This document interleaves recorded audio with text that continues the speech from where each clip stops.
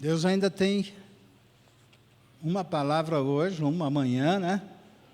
E é muita graça. Não é de rir, graça de rir, é graça, graça do alto, né? É muita bênção, isso sim.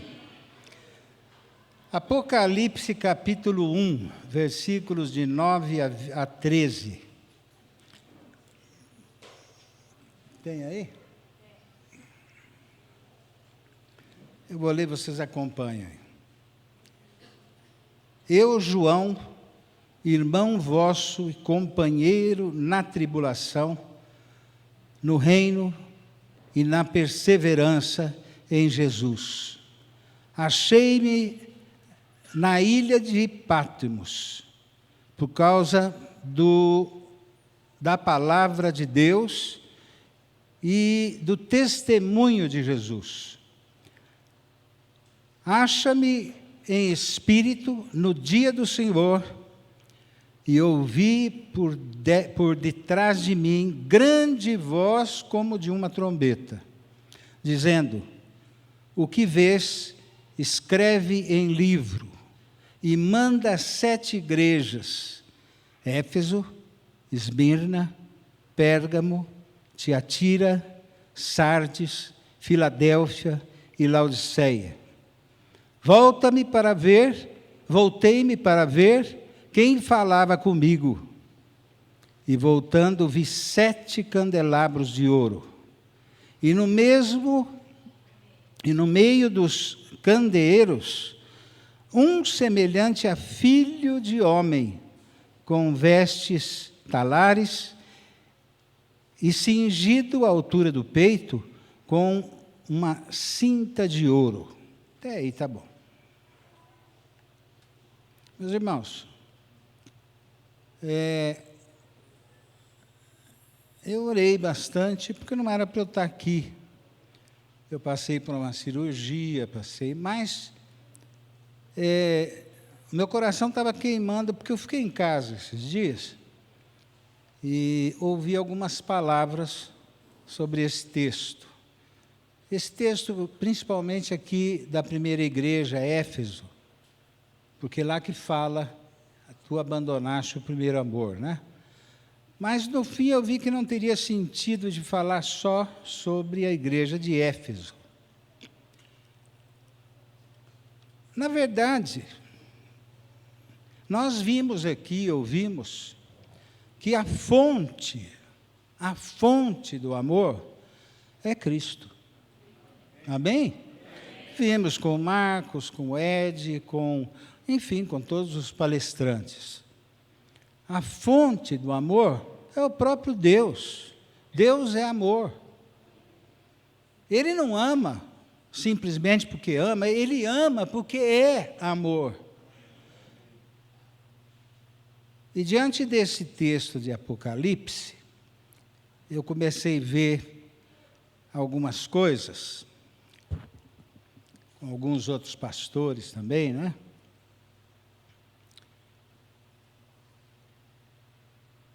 E eu comecei a ver um pouco da história.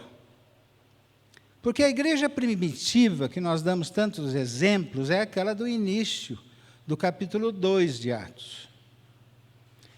Mas a igreja primitiva, ela vai há alguns anos. E no ano de 54 depois de Cristo, toma posse do Império Romano um cara chamado Nero. Louquinho. Tinha 17 anos quando tomou posse.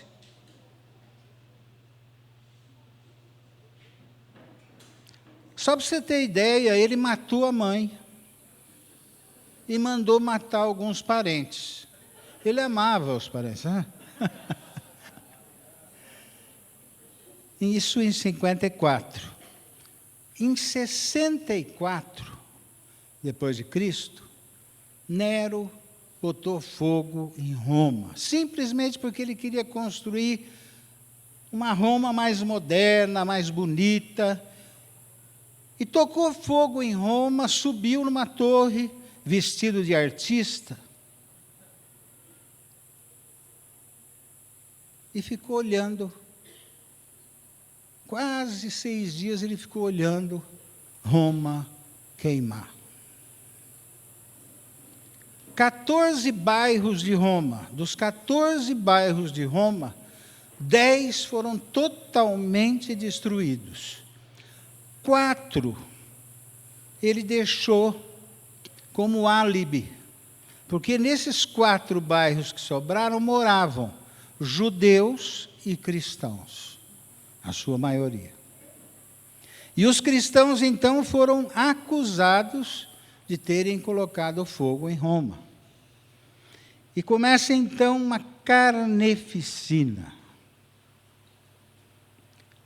Os historiadores da época dizem que não havia mais madeira para se construir cruz, de tantos cristãos que foram crucificados. Quando acabaram as cruzes, o que ele fez? Ele pegava o cristão, passava piche, amarrava no poste ou nos postes da cidade e tocava fogo, como luminária. Muitos cristãos morreram. Muitos cristãos morreram. É a igreja primitiva. A igreja avivada. A igreja que foi, quando começou a ser perseguida, foi espalhada no mundo para levar o evangelho a outros lugares. Essas 7 igrejas do Apocalipse, elas estão num lugar que na época chamava Ásia Menor. Hoje é a Turquia. Se você quiser olhar no mapa, é a Turquia. A ilha de Patmos fica um pouco ao sul, já no mar, dentro do mar, uma ilha, né? De Éfeso. E as 7 igrejas estão ali. No ano de 66, alguém colocou fogo numa mesquita judaica, não bem em Jerusalém, mas ali perto de Jerusalém. E um partido chamado Zelotes, né, partido judeu, se levantou contra Roma. Era um partido que já era contra o domínio de Roma. E esse partido se levantou e começou, e durante 2 anos, cerca de 2 anos, ficou uma guerra assim não era bem uma guerra, mas atiçava o outro, e deve ter havido terrorismo, deve ter havido algumas coisas desse tipo. Aí, Nero mandou o general Tito para cuidar disso. Ele ficou 2 anos cuidando dessa rebelião, até que, no ano de 68, 69, final, ele invadiu Jerusalém, arrasou Jerusalém, pôs fogo no templo de Jerusalém, e isso também para se cumprir a profecia de Jesus. E aconteceu a maior dispersão, a mais longa dispersão de um povo até hoje, acontecida até hoje. Eles foram dispersos no ano de 70 depois de Cristo, e só voltaram em 1948 para lá. Só em 1948 que eles voltaram para lá, no século passado. Nesse inteirinho, o Senado de Roma tirou Nero. Ele aprontou, e eles destituíram o Nero. O Nero, que estava acostumado a matar, não tinha mais ninguém que matar, se matou. Se matou. Mas aconteceu ainda que entrou um outro imperador, o tal de Vespasiano. Vespasiano.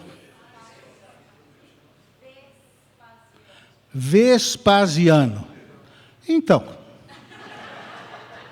Vespasiano. E ele se declarou Senhor e Deus. Ele era um pouco mais humilde, né, do que se declarou Senhor e Deus. E fez um concurso lá para ver onde seria o templo maior que ele iria construir. Éfeso era a capital da Ásia Menor, mas Éfeso perdeu para a cidade de... agora me fugiu aqui. Bom, eu já vou lembrar. Uma cidade vizinha lá, que era a segunda cidade maior, né, daquelas 7, a segunda cidade maior, e essa cidade ganhou o templo de Vespasiano.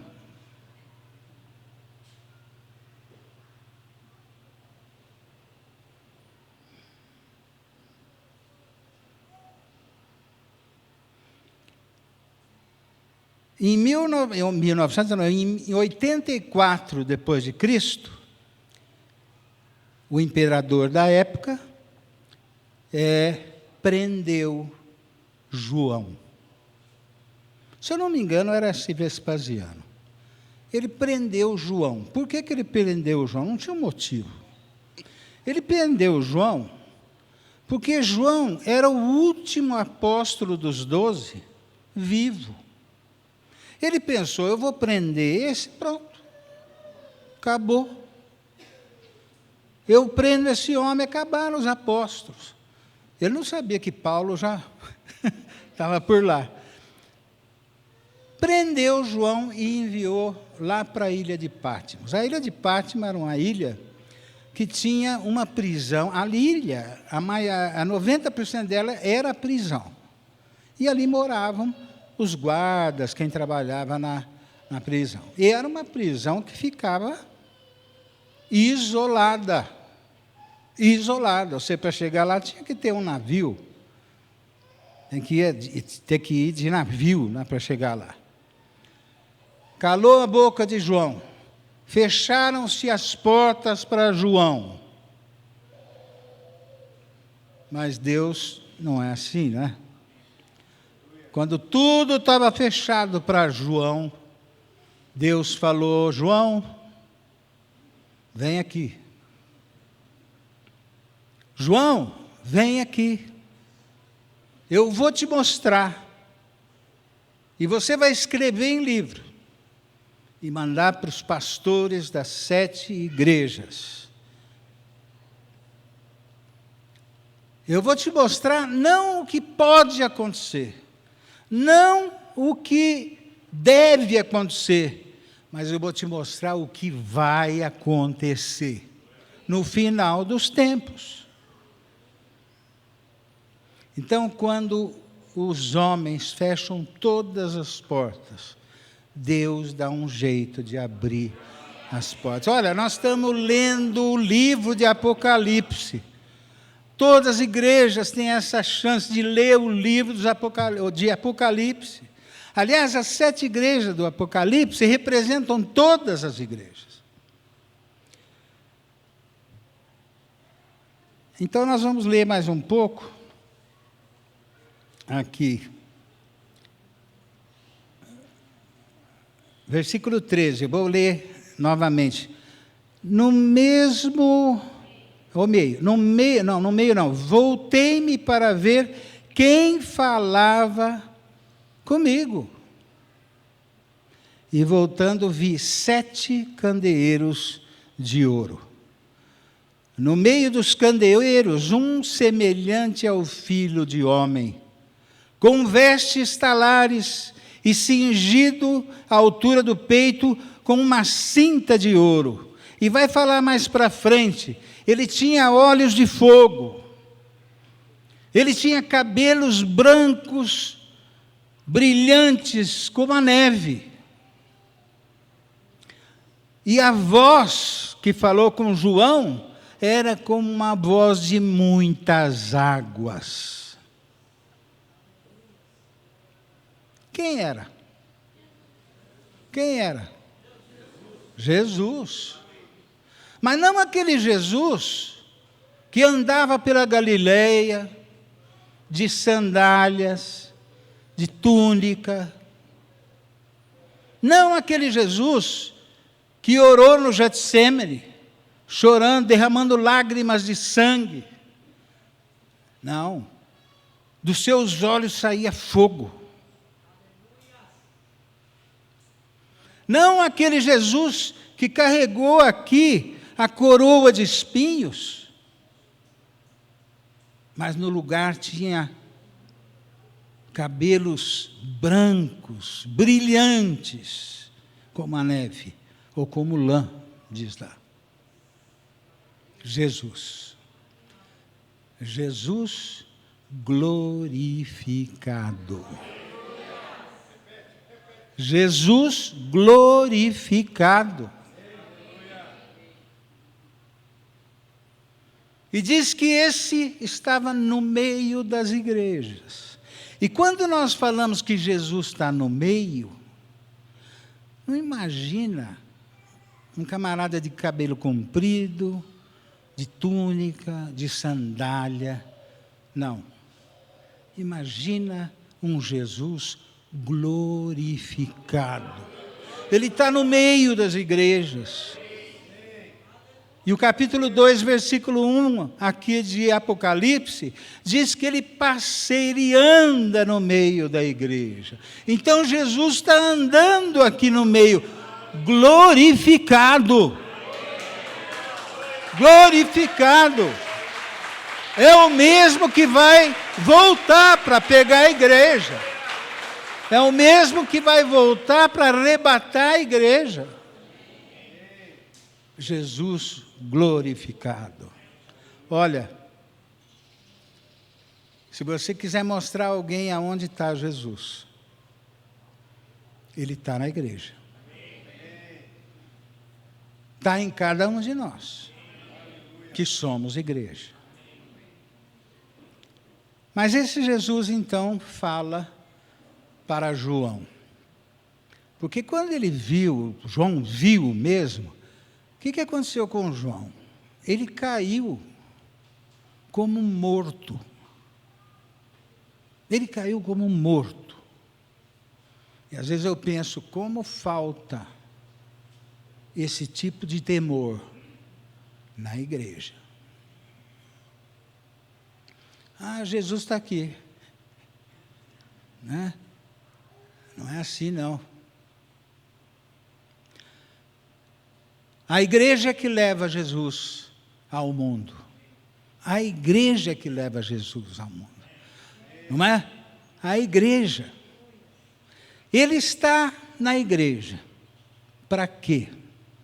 Agora nós vamos ler algumas igrejas dessa aqui. Por exemplo,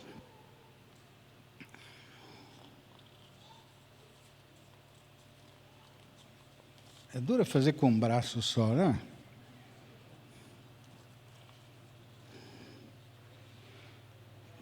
Por exemplo, a igreja de Éfeso. A igreja de Éfeso está aqui. Diz assim: conheço as tuas obras. Conheço as tuas obras. Em todas as igrejas vai aparecer esse conheço. Porque Jesus está aqui para quê? Para dizer para essa igreja: eu conheço. Eu conheço. Eu conheço. Eu conheço. Conheço as tuas obras. As obras de Éfeso eram até que boas. Porque Éfeso tinha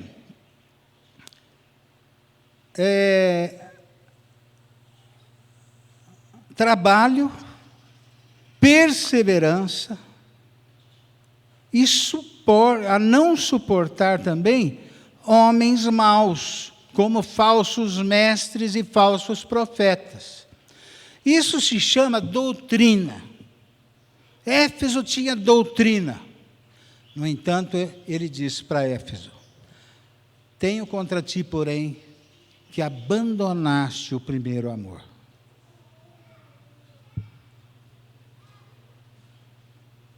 Jesus está dizendo para cada um de nós: conheço. E Ele conhece profundamente aquilo que o meu Pai não sabe de mim, Ele sabe. Aquilo que a minha mãe não sabe, ou a minha esposa não sabe, ou o meu pastor não sabe, Ele sabe. E quando Ele diz, eu conheço,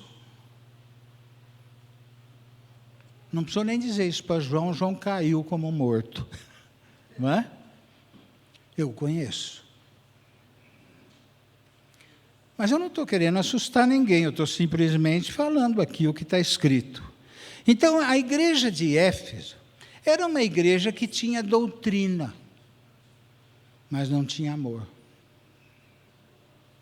Uma boa doutrina, mas não tinha amor. Meus irmãos, doutrina é importante. Sem doutrina, a igreja fica capenga. Mas tem que ter amor.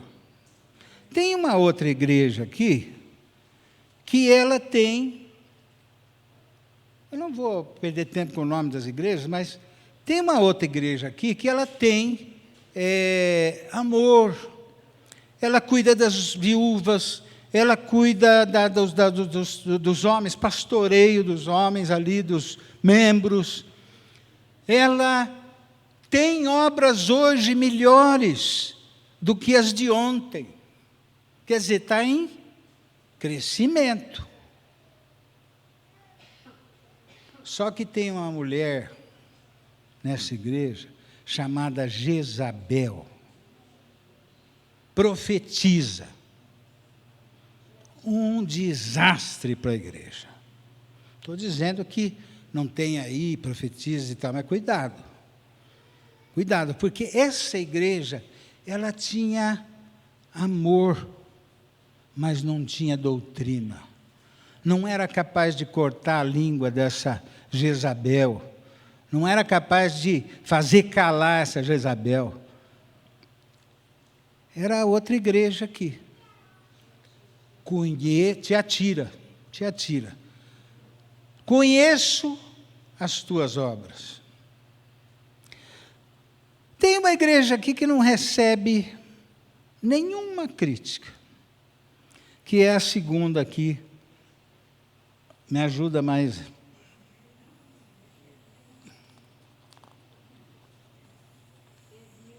Esmirna. Jesus fala assim: conheço as tuas obras, vejo que vocês ou você é pobre. Vejo que vocês são pobres. Vejo quanto vocês me buscam durante as noites para poder comer no outro dia. Então digo que vocês são ricos. Jesus tem umas coisas esquisitas, fala a verdade. A igreja que é pobre, ele fala, é rica. Uma igreja boa como a de Éfeso, que cuidava da doutrina, esqueceu o primeiro amor. Esqueceu o primeiro amor.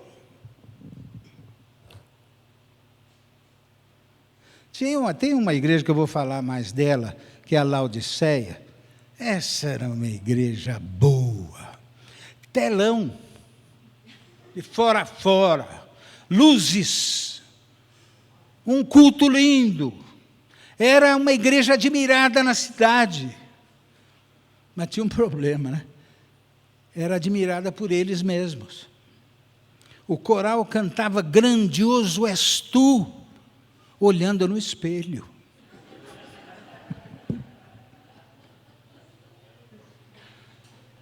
Aí Jesus fala: estou a ponto de vomitar vocês na minha boca. Eu estou com ânsia,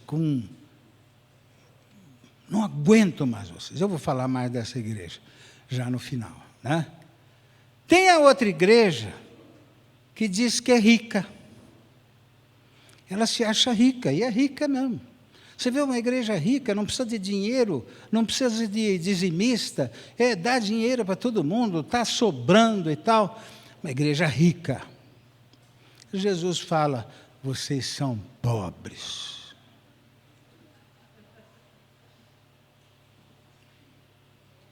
Jesus conhece a nossa igreja. A igreja somos nós. O que você diria de você mesmo como igreja? Bilão, como é que você está como igreja? Eu iria responder o seguinte: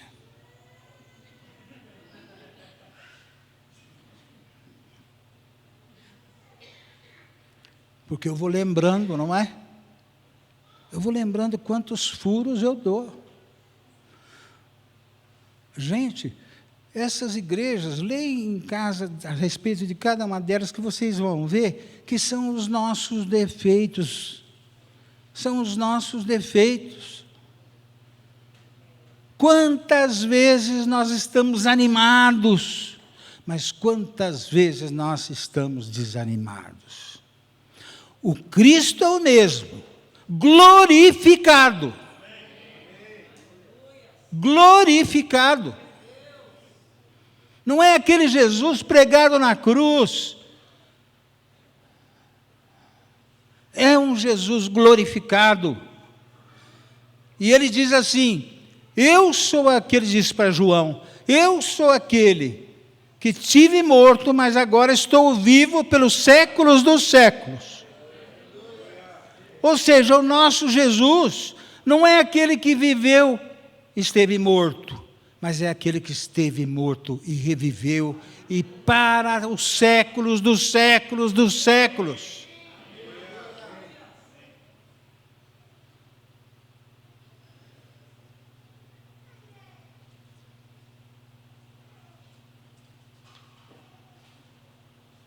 Eu vou ler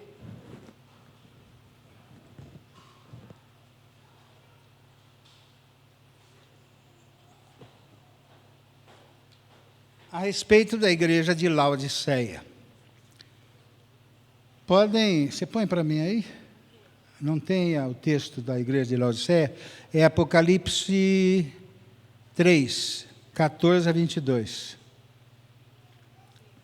Tem? Ao anjo da igreja em Laodiceia, escreve estas coisas, diz o Amém. Interessante, né? Escreve estas coisas, diz o Amém. O que quer dizer isso? Cristo. Diz o Amém, ou seja, é a última revelação. Dizem aqui que já teve última revelação, não sei do que e tal, essa é a última revelação. A última revelação é Jesus. É Jesus. No passado ele falou pelos profetas, falou pelos homens, mas hoje ele nos fala por Cristo, pela igreja. A última revelação é Cristo. E Cristo está em pé no meio das igrejas e passeando entre nós, glorificado. Conheço as tuas obras, que nem és frio, nem és quente. Que dera fosses frio ou quente. Assim, porque és morno, e nem és quente, nem frio, estou a ponto de vomitar-te da minha boca. Pois dizes, estou rico. Estou rico. Mas que petulância, né? Estamos ricos, não precisamos de mais nada. E abastado. E não, preciso de coisa alguma.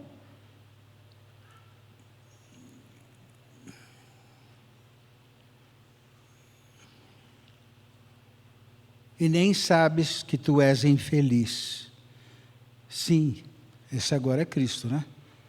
Infeliz, miserável, pobre, cego e nu.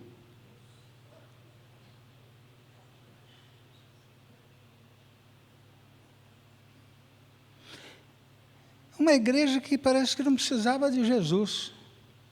Tanto que ele ficou por lá de fora, batendo na porta.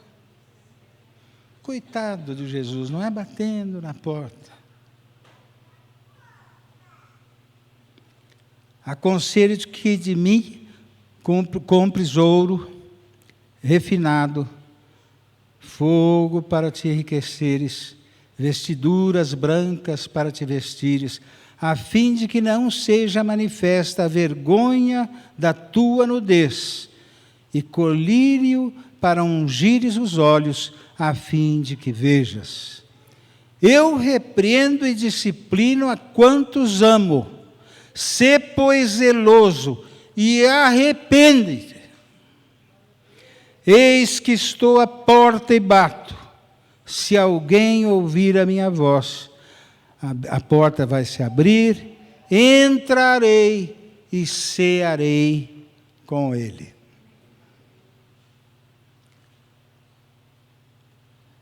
Eu vou dividir em 3 perspectivas essa igreja, que é a igreja de Laodiceia.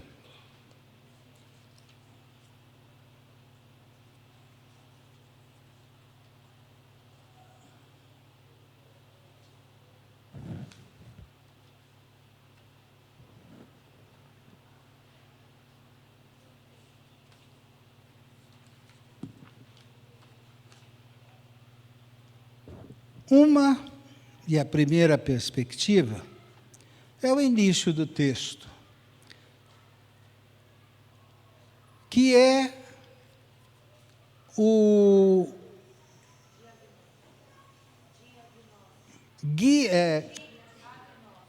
agnóstico. Diagnóstico. É isso que o médico me deu aqui, né? Desculpa, gente, mas eu estou com muito remédio, né? Diagnóstico. E o diagnóstico de Cristo sobre essa igreja, ele deu. Vocês estão nus, cegos, infelizes, porque se acham, porque o Deus de vocês deve ser o dinheiro. Somos ricos, não precisamos mais de nada. E era uma igreja grande na cidade. Era uma igreja que impressionava a cidade, como igreja cristã. Mas sabe, o diagnóstico de Deus é completamente diferente. O que nós achamos uma igreja boa, nem sempre, aos olhos de Cristo, é uma igreja boa. Porque só Ele nos conhece.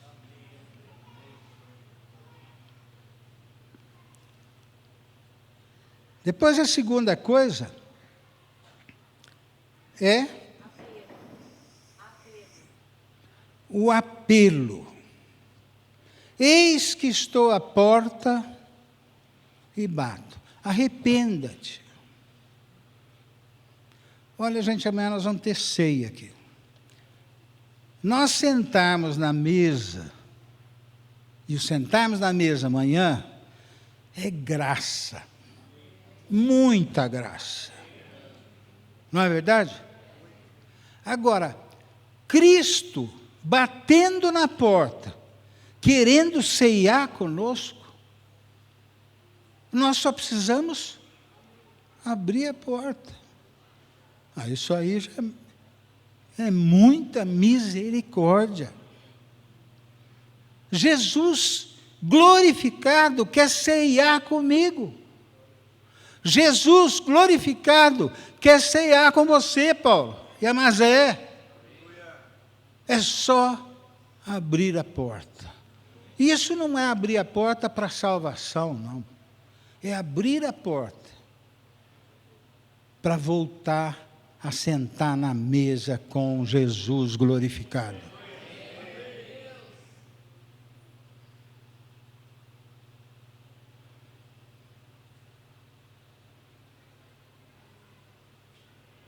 Você já imaginou?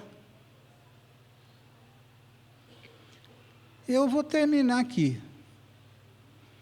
Tinha mais coisas, mas eu vou terminar aqui, porque... mas por que eu vou terminar? Porque é muita misericórdia. Hoje nós ouvimos a palavra, e foi hoje, né, que falou, o Geraldo falou sobre Pedro. E Jesus sempre desce para buscar a igreja. Quando Jesus fala, Pedro, tu me amas, ele diz o seguinte, Pedro, tu me ágapes, que é o amor sacrificial, o amor de Deus. Ama porque Ele é amor. Tu me ágapes? Pedro falou, o senhor sabe que eu te filéu. Que é o amor que nós conhecemos, fraternal. Pedro amava mesmo Jesus, não é? Segunda vez, Pedro, tu me ágapes. O senhor sabe que eu te filéu. Passou um pouco e tal, aí Jesus veio, com misericórdia. Pedro, tu me filéu?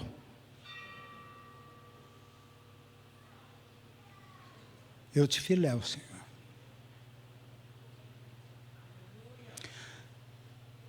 Muitas vezes não damos bola, não levamos muito a sério a mesa do Senhor.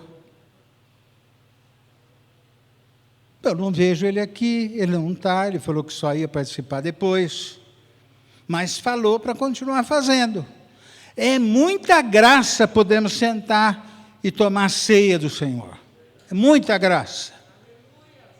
Mas é muita misericórdia, Ele está batendo agora na porta do seu coração e dizendo, abra, eu quero ceiar com você.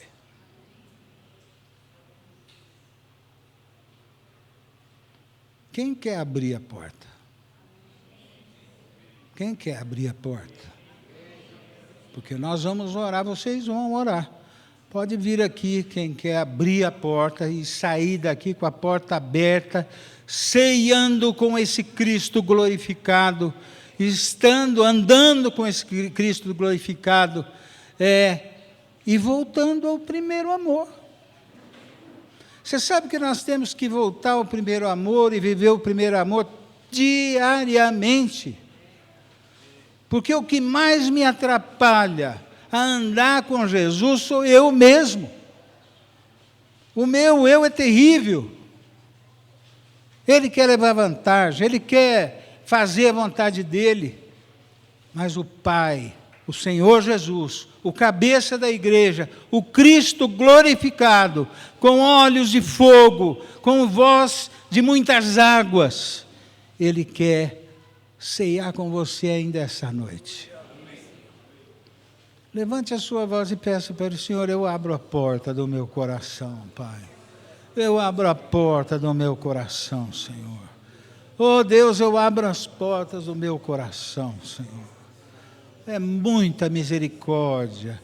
Como o Senhor nos ama, Senhor. Como o Senhor nos ama, Senhor. Oh Deus. E Jesus se rebaixa do lado de fora, batendo na porta, sem invadir, porque nós somos livres, livres para escolher. Eu escolho Jesus. Eu escolho Jesus.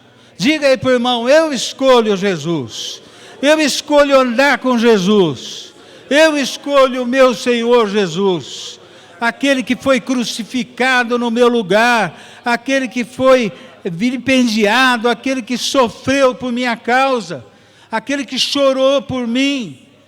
Mas aquele que venceu. O Cristo glorificado, vencedor. Vencedor. E eu posso dizer: eu sou mais que vencedor com o Senhor. Oh Deus, em nome de Jesus. Eu queria que você orasse pelo irmão aí, pelos irmãos que estão à sua volta, em nome de Jesus.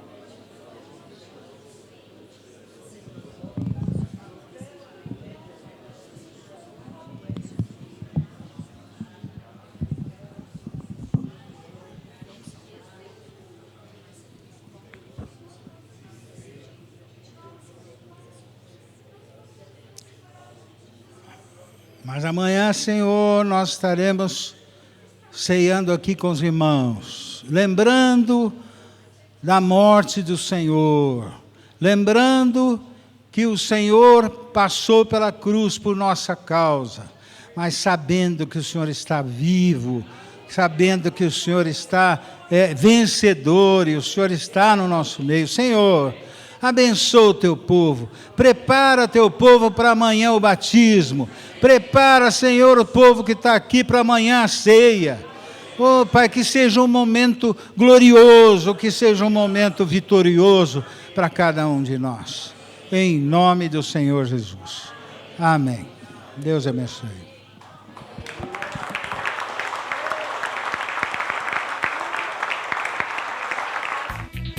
cmc.com.br